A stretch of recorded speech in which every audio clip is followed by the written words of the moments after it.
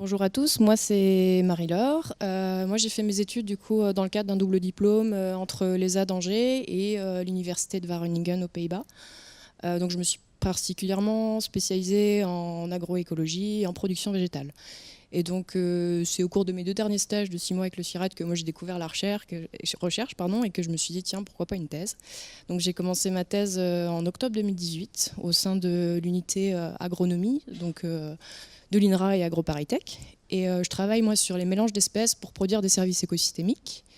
Donc pour vous donner un petit peu quelques éléments de contexte, je pense que vous êtes au courant, mais depuis à peu près la fin de la Seconde Guerre mondiale, on assiste à une simplification des systèmes de culture en Europe, avec un recours aux intrants extérieurs non renouvelables de plus en plus important.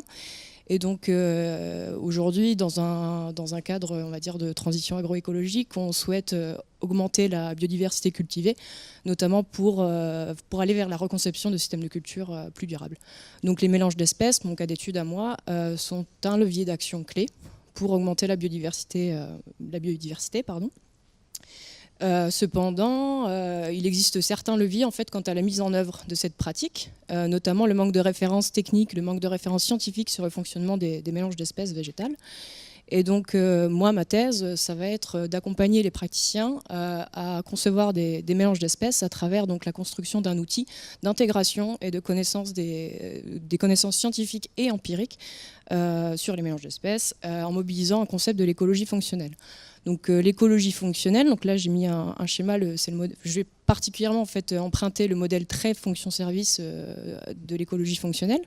Donc pour être assez rapide, donc, en écologie fonctionnelle, on va décrire des plantes sur la base de leurs traits. Donc des traits fonctionnels, ce sont en fait des caractéristiques morphologiques qui sont mesurables à l'échelle de la plante. Et donc l'ensemble de ces traits, des traits des plantes, peuvent permettre de réaliser, de décrire des fonctions biologiques et donc à terme des services écosystémiques.